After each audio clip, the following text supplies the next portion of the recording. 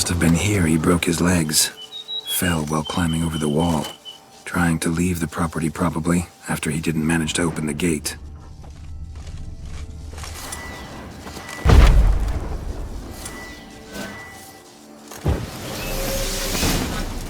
Damn it. Good gods!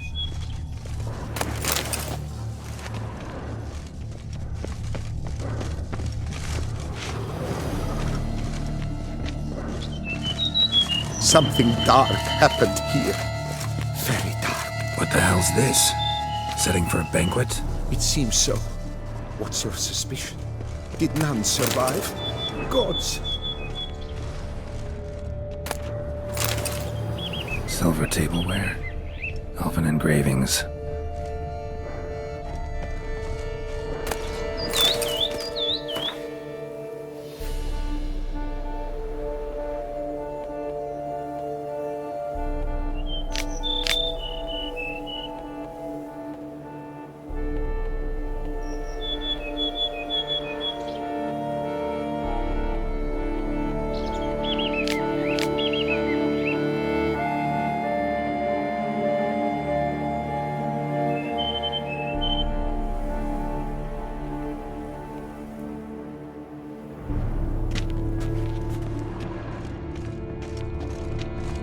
Servant, stabbed to death.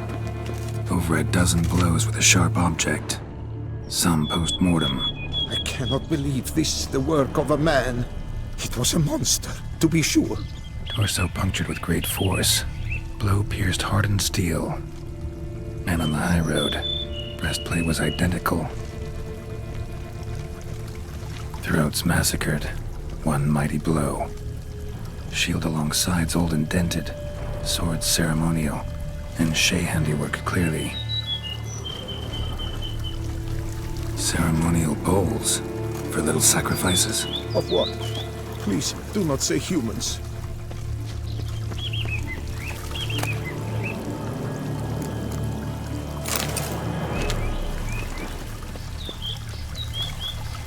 Burn marks. Something catch fire, explode. Strong stench. Multiple wounds on the body. All puncture wounds, but hard to tell what caused them. Victim's human, but the attire's elven. Are you certain? How did he come by it? We've so few non-humans in Tucson. Fled, then dropped to the ground to douse the flames. Didn't manage. Burn smells growing fainter. Might have been another luckier soul managed to flee. Doublet scorched. Wriggled out of it, tossed it, then ran on.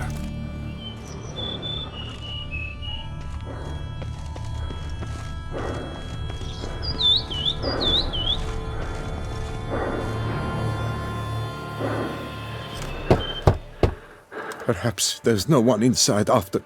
I know you're in there. Breathing's loud and clear. Open up. We mean you no harm.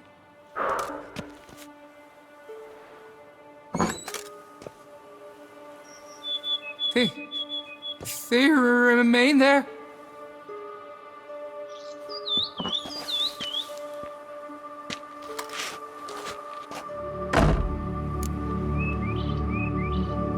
Listen, I'm a witcher. I'm here to help you. But if that's gonna happen, you gotta answer some questions first. Who are you exactly? Durant Faucher Plamonton de Safaran, Lord of these lands, and Chairman of the Society of Friends of the History of Tucson. We meet here annually to mark the anniversary of the Elfin Homage. But something like this, why, it's a first. You mentioned them. Who do you mean? Those, I don't know what they were, spirits. It all occurred of a sudden. We were staging a scene, the death of paying homage. There was a flash of light that blinded me completely. I heard cries, though saw nothing. Then felt my own robes were in flames. I broke and ran, threw off my doublet, leapt in here and it shut and locked the door behind me. They pounded on the door. I thought they would get through. I thought I was done for, but in the end, it grew calm. So while reenacting a scene from the past, somehow, unintentionally, you summoned a specter, a Korgorath, or a tube, maybe. What? What now? Best thing? You gotta do it again, of course. Are you mad? Would you have this thing kill us? No, don't want it to kill anyone. Precisely why I gotta do my job. Summon it again, whatever it is, and tend to it once and for all. Durand, think I can reenact the pledge? The giving of homage, alone? It was a great, momentous event. The surrender of Tucson's last elfin king. You will need at least 3 individuals.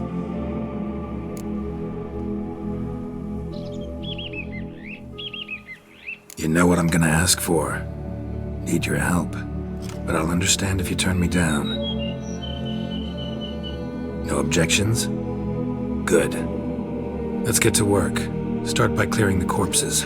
Got some time. Won't start the reenactment before nightfall. Things of this sort are a lot more likely to work after dusk. One last thing, though. My pay. Don't work for free, you know. Understood. Just keep the danger at bay, and I shall be generous. Through and through.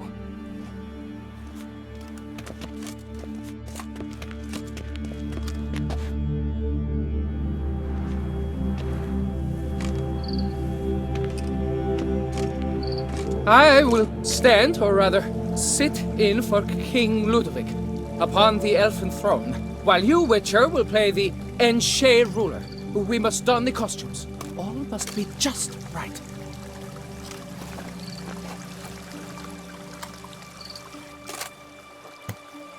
Divethaf, the elven king, hosted Ludovic in his own palace upon his own throne, amidst the blinding glow of a plethora of torches.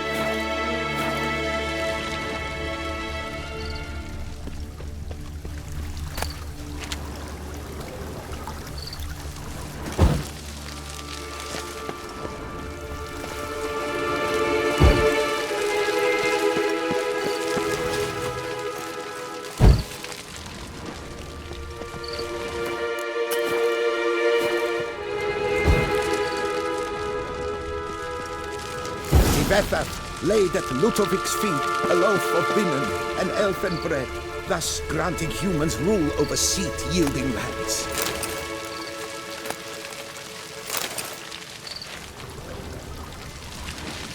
Then Divethaf filled the ornate ceremonial bowls with elfin wine. At long last, the elfin king grasped his sword and shield, thus symbolically passing Mount of...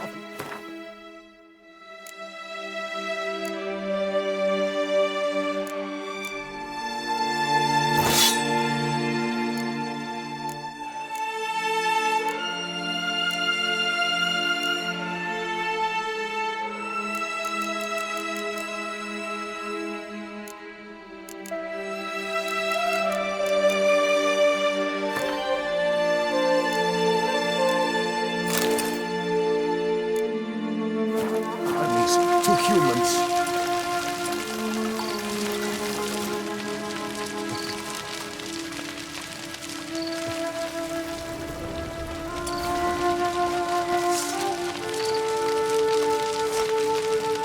The elfin king, erect in his Ludovic, then spake. I accept your allegiance and shall return in 1 year's time to... Ah! Look! Look! The statues! Impossible! God's mother!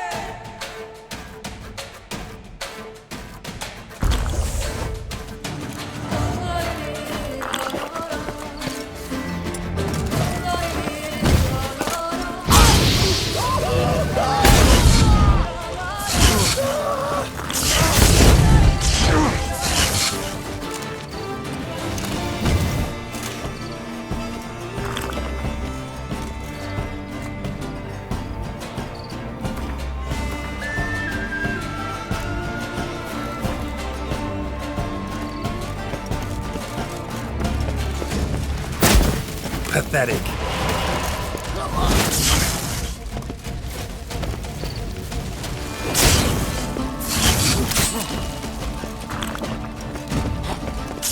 Damn.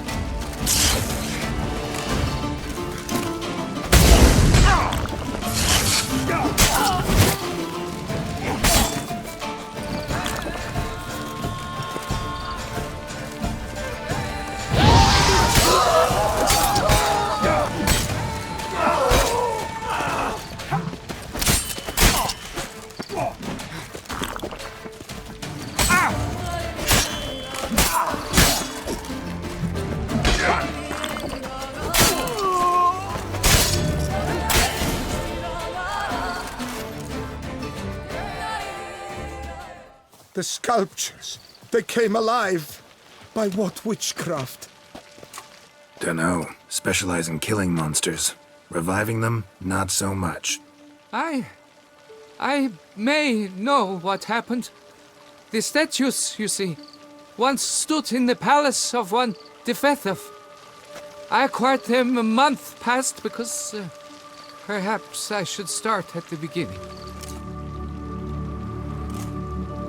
This Defethov was to pay tribute to humans, producing statues of this sort each year. Yet he did so but once, for he perished in the massacre of non-humans at the foot of Mount Gorgon in the year 782. It's fortunate he did too, as Defethov had planned Ludovic's downfall, for he sculpted not statues, but columns that masqueraded as such. Columns activated with words said in homage. Columns that would have turned the king and his bodyguards into so much colorful confetti. Typical. Treachery embodied. Elves. Psheh. You're no better. Elves were just defending their territory. You humans took it, but you still weren't sated. Had to cut the elves down, every last one. You? What does that mean? You're a man as we are. Yeah, in a way. Just ashamed to have to admit it sometimes. Your words, they're wrong, Witcher. But I'll not let you leave empty-handed. Take this, your reward. Farewell.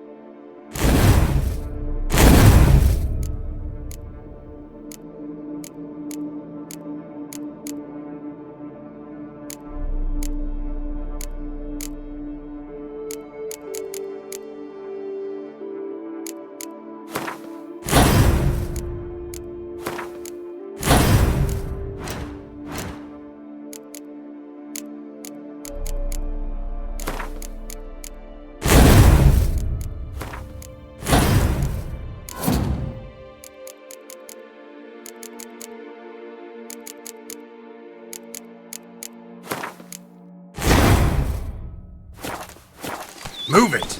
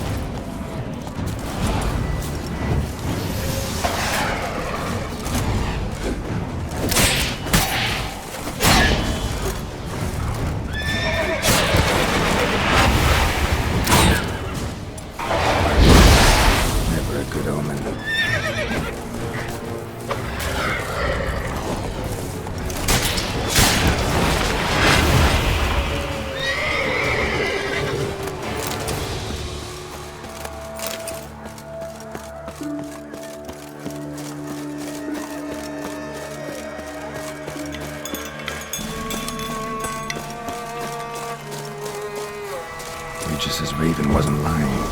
Spoons all over the place.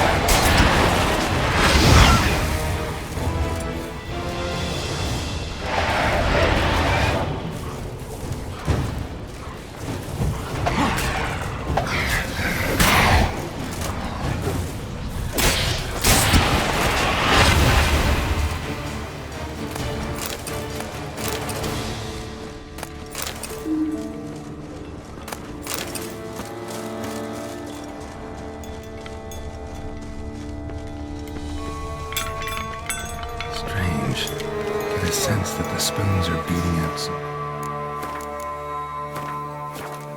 kind of rhythm.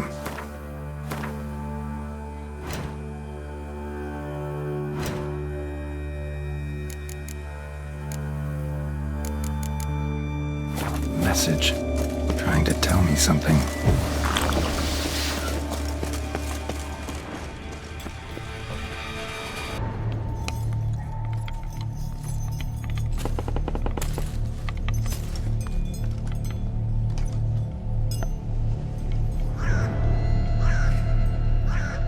None shall sit and dine with you at your table.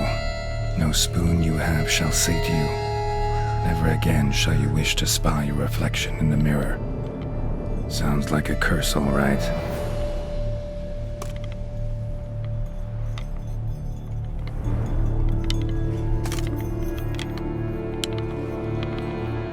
Somebody's clearly obsessed. Regis mentioned the place might be cursed. Can't be a coincidence. Need to look around.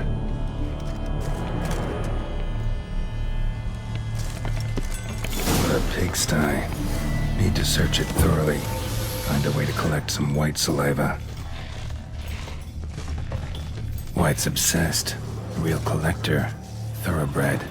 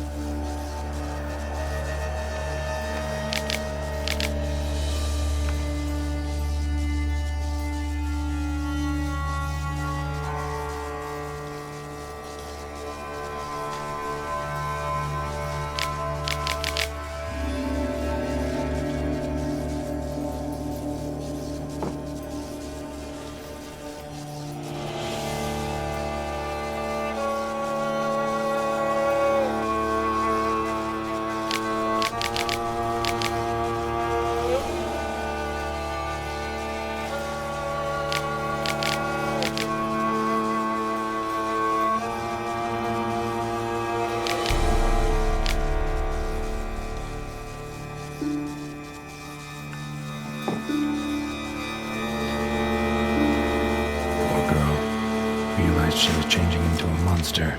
Recorded it in her diary. Poignant. Spoon's incredible. The craftsmanship must have graced a rich man's table.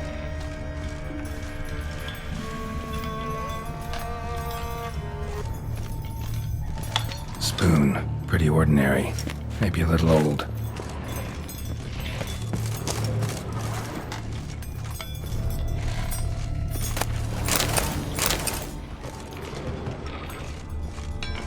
Smashed mirror.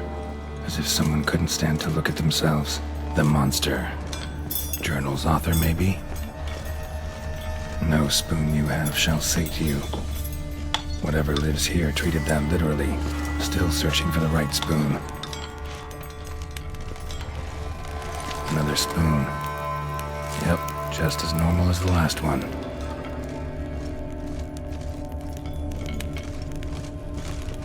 None shall sit and dine with you at your table. No spoon you have shall sate you. Never again shall you wish to spy your reflection in the mirror. White's obsessed. Real collector. Thoroughbred. Skeletons. Doubt they came here willingly. This have anything to do with the curse? None shall sit and dine with you at your table. It makes sense.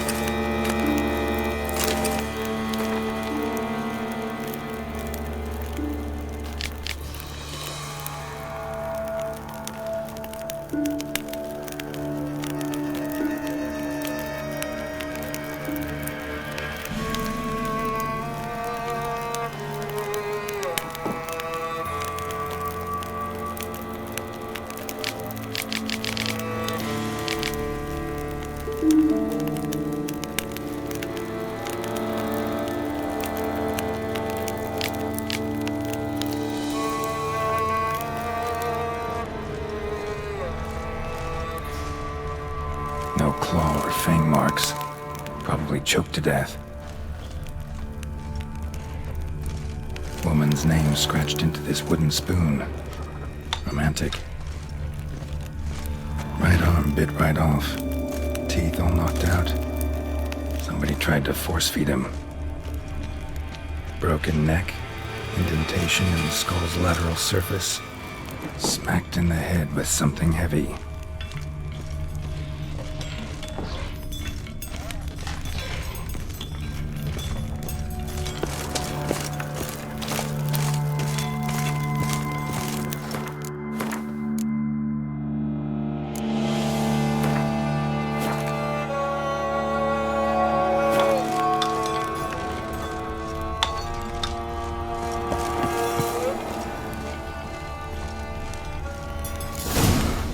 Actually does seem like a White's lair. Bit atypical, but still. Cauldron should be somewhere around here. Spoon. Pretty ordinary. Maybe a little old. Cauldron I was looking for. White's not particularly tidy. Table's set. White who lives here is getting ready for some sort of feast. White that lives here, definitely afflicted by a curse. And it's been trying desperately to lift it.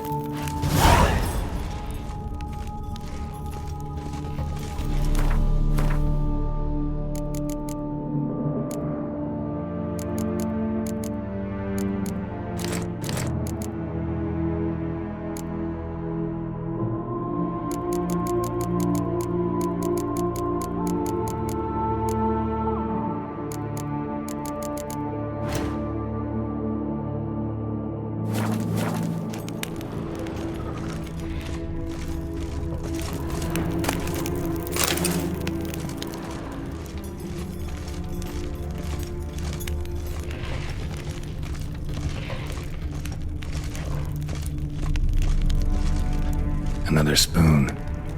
Yep, just as normal as the last one.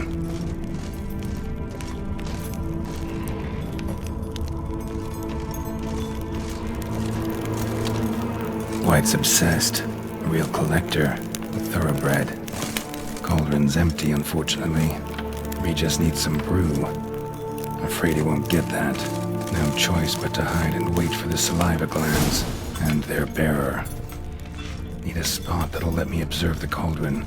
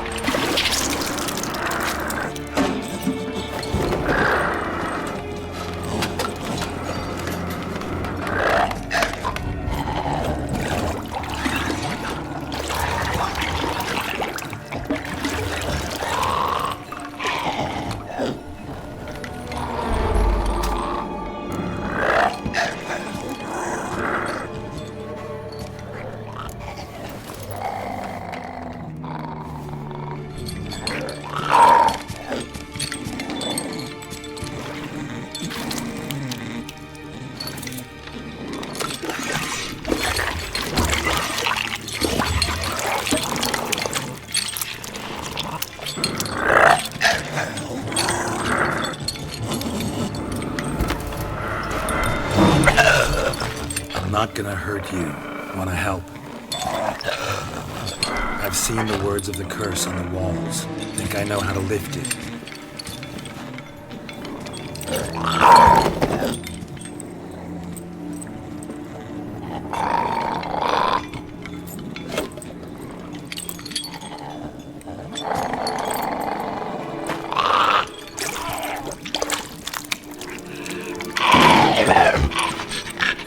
You tried to bring folk here, convince them to sit at the table with you, right?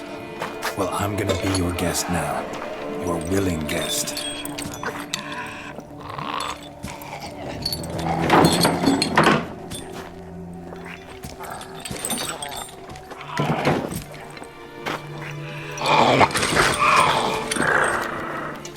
Just need a bit for Regis.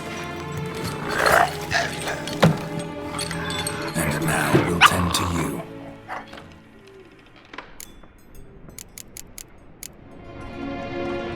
Need to get this right. Words of the curse were, none shall sit and dine with you at your table. No spoon you have shall sate you. Never again shall you wish to spy your reflection in the mirror.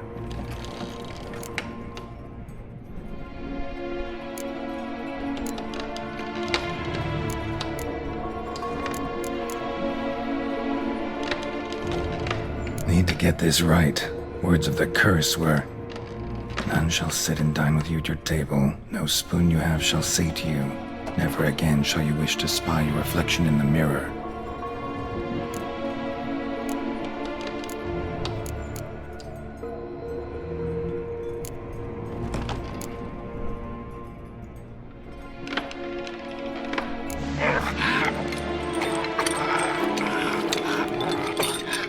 We can't use spoons. No, that won't work. You've been looking for a spoon that would feed you, but there's no such spoon. We need to eat without spoons.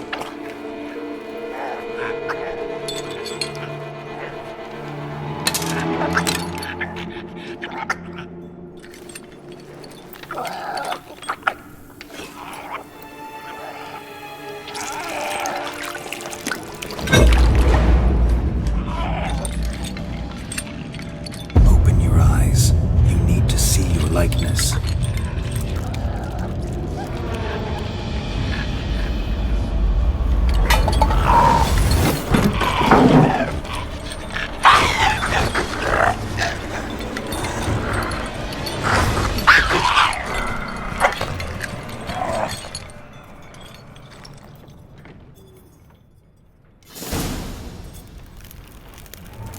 Think it worked.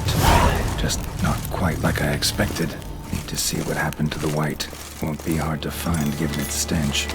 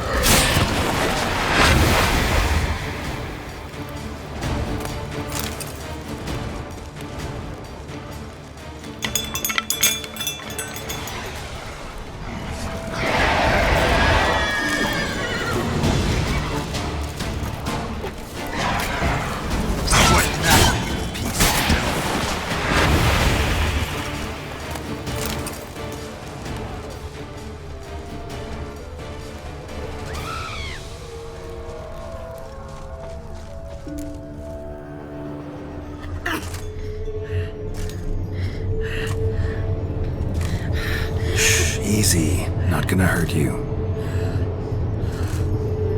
Eat. I must eat.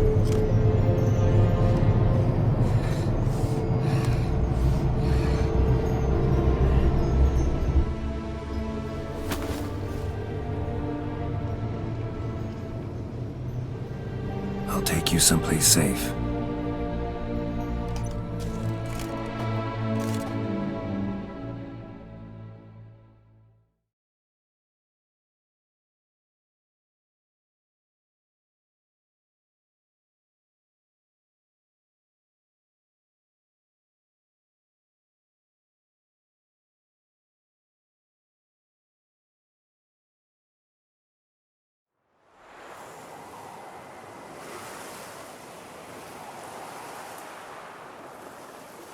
So I took her by the hand and led her here.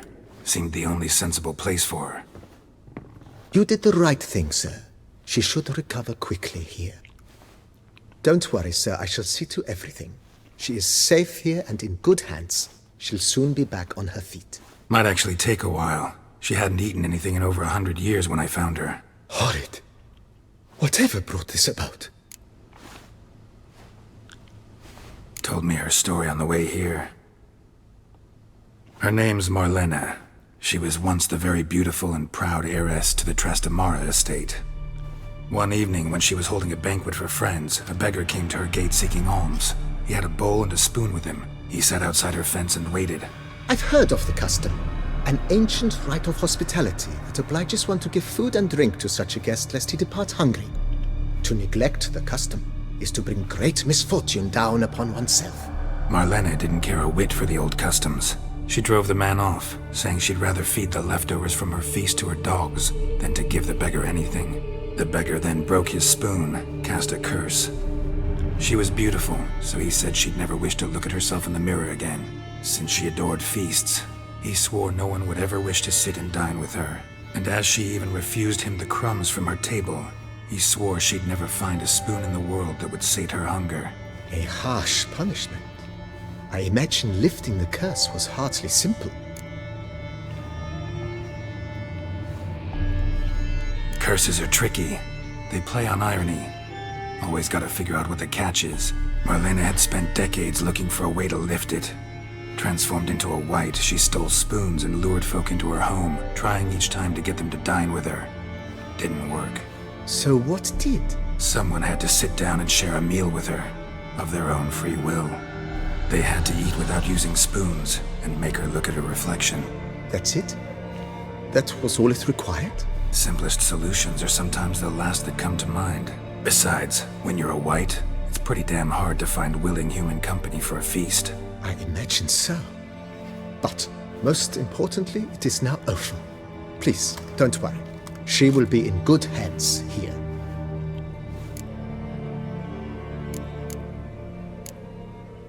Thanks. Gotta get back to my business now. See you soon.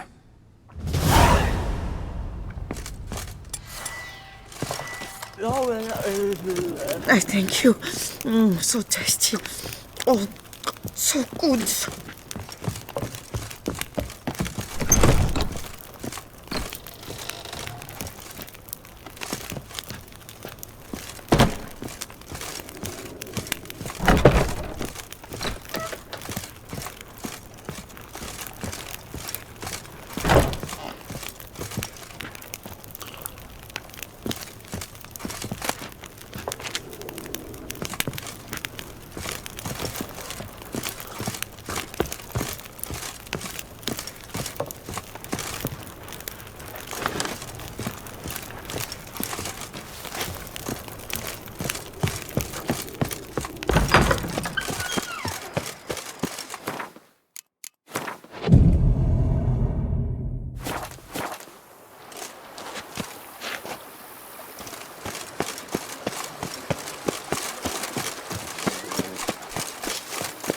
Who would have thought? Knights riding in wine or some witch.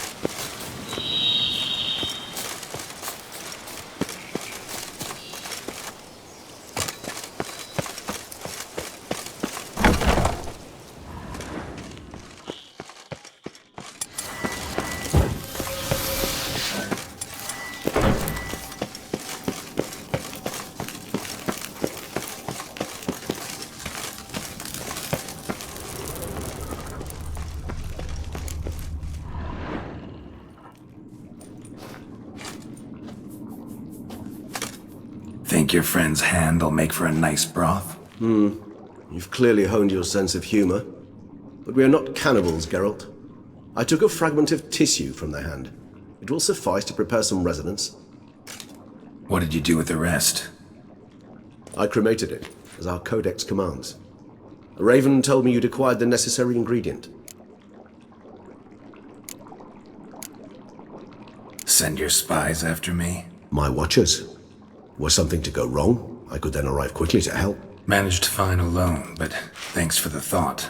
Gonna need much longer to finish brewing resonance? Mentioned a last ingredient, too. What about that? That, I fear, might prove troublesome. You see, to use the concoction to summon the memories of one, the solution must contain the blood of another specimen of the same species. Shouldn't be a problem. I happen to know a higher vampire who should be willing to help. Right, Regis? It's not that simple, I'm afraid. While you were away, I tried my damnedest to identify a replacement, but alas, none such exists. Not sure I understand what the problem is. Can't we just draw some of your blood? The blood must be in an agitated state. As I'm certain you know, higher vampires can change their corporeal shell. As our flesh changes, so does our blood's chemical composition. To make a long story short, I shall need to induce in myself a state of strong psychokinetic arousal. In brief, madness, rabidity. And that stands to be very, very dangerous. Dangerous? Why? I mean, you'll still be you, right? True, but I should be highly agitated, in a state of fury. You know better than I that fury cannot be controlled. If you've ever seen an enraged vampire, you know very well that all who find themselves nearby will be in grave danger. How will we handle that? I'd rather not have you lunge at me, claws extended. That makes two of us. But worry not. I've thought it through very thoroughly. Details to follow soon. All right, so what do you want to do? We shall visit Mudna, an ancient vampire estate. There we will find cages suspended in the air. I will enter one, be confined. You will lure beasts there. Beasts you will then kill. The bloodletting should prove profuse. Abundant enough so that the blood scent will drive me mad. Wild. Mudna. What's it like? It is a place of torment. A torture chamber. Long ago, shortly after we'd arrived in this world, one among us named Kagmar developed such a taste and lust for human blood that in one night he could imbibe an entire village. This brought trouble on the entire species. Common folk wearied quickly of living in constant fear. They began to hunt us, seek the aid of mages and witches in tracking us down. So what? Not like they could ever hope to kill you. But they were bothersome. Forgive the comparison, but when did you last enjoy mosquitoes buzzing around your head? In any case, the other vampires decided something had to be done. Kagmar had to be caught and punished. A torture chamber was thus outfitted in the dungeons of Mudna. Inside it, a cage made entirely of a special alloy of silver, dalvinite, and meteorite steel. Kagmar was captured and locked in the cage. Sat there over 2 centuries, driven to fury time after time, never able to escape. Thus I know the cage will withstand the fury to which we shall drive my humble being. See no reason to dawdle. Mudna. Take me there. In a moment. Just one last thing.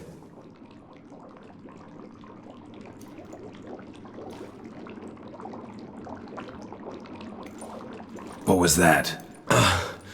Blood. Oh, the last favor the Raven did me. I've also taken some sangurium, a solution that sharpens one's sense of smell.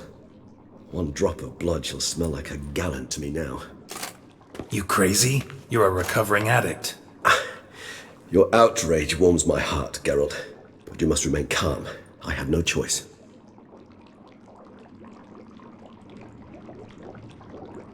As things stand, the die is cast. High time we set off for Mudna. My head's spinning already, and you're starting to smell quite tasty. And you're starting to scare me.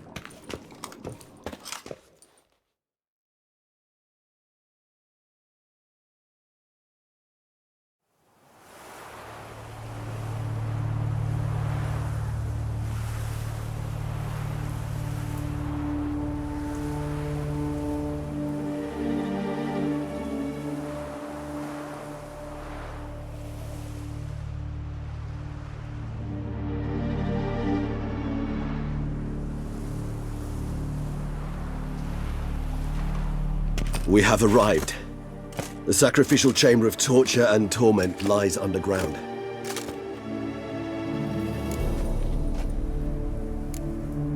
Sure you know what you're doing? I can only hope I do. Please, let's go. The longer we delay, the less control I shall have of my faculties. I'd really prefer not to hurt you. You lead.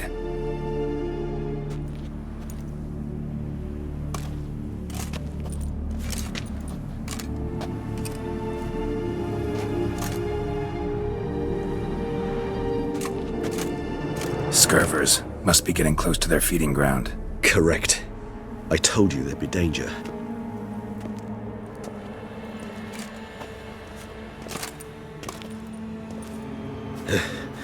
Beyond this wall lies... An ancient vampire dungeon. Seen a lot of things in my time. Nothing quite like this, though. I feel honored. A man with such a wealth of experience, yet I'm about to show him something new. Now, to open it.